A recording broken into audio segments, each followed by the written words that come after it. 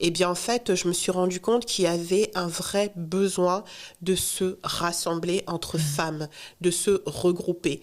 Et je pense que je suis une femme noire, donc du coup, les espaces où les femmes noires peuvent, ou en tout cas des espaces qui sont animés par une femme noire, et donc où les femmes savent qu'elles vont pouvoir aborder des thématiques qui sont spécifiques aux femmes noires, par certains aspects culturels en fait, parce que certains me diront oui mais bon c'est quoi la différence entre une femme noire enceinte et une femme blanche enceinte, mais en tout cas en ce qui concerne la maternité, il y a quand même des fois, il y a une empreinte culturelle qui fait que, il y a des questions en fait spécifiques qui se posent, et des fois tu as envie d'avoir quelqu'un en face de toi qui va se dire, en fait ouais je comprends tout à fait ce que tu veux dire, parce que tu vois nous par exemple chez nous, il est d'usage que lorsque tu accouches, tu vas passer je sais pas 3 mois chez ta maman en fait,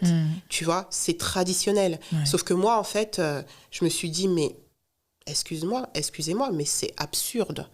En fait, moi, pendant 3 mois, je vais aller chez ma mère pour apprendre comment être mère, et le père, en fait. Tu vois comment ça se passe, en fait. Lui, à quel moment est-ce qu'il apprend à être père?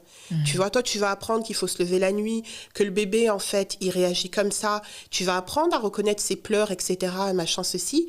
Et en fait, tu vas revenir au bout de 3 mois. Toi, ton mec, il aura repris sa vie comme d'habitude, en fait, tu vois, et il comprendra pas qu'il faut se lever la nuit, qu'il faut faire ci, ça. Donc, du coup, moi, j'ai dit, non, en fait, je reste chez moi avec mon bébé, et si ma maman veut me donner un coup de main, elle viendra à la maison, mais je reste chez moi, et en fait, on va apprendre tous les deux à être parents, en fait, tu vois. C'est pas genre, voilà.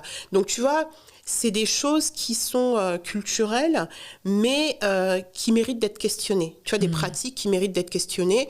Ouais, en fait, ça vient d'où? Ça date de quand? Ouais, écoute, c'est une pratique qui date de plusieurs siècles, on va dire.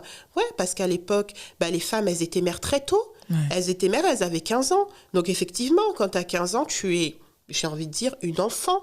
Donc, tu as besoin, effectivement, que d'autres femmes t'apprennent à être mère, etc. Mais moi, j'ai eu mon premier enfant, j'avais 33 ans. Tu vois ce que je veux dire?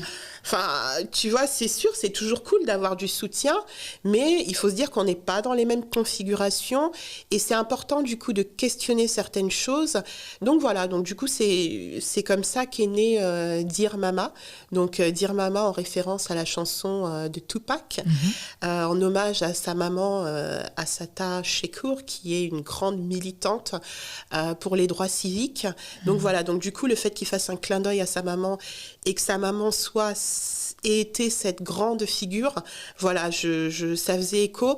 Et aussi, je voulais récupérer le terme mama, tu vois, qui était très péjoratif. Ouais, je trouvais que c'était vraiment genre la mama africaine, voilà, qui trimballe ses gosses, qui s'en occupe pas forcément, qui est toujours dépassée, qui est toujours mal apprêtée, etc. Et du coup, tu vois, dire mama, tu vois, chère mama, tu vois.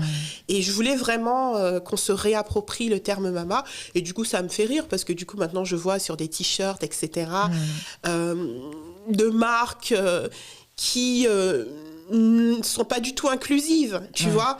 Donc, il n'y a que des femmes blanches, et ça emploie le terme mama, tu vois. Alors que la mama, ça fait quand même référence à pas seulement la femme africaine, mais tu vois, c'est la femme méditerranéenne, c'est...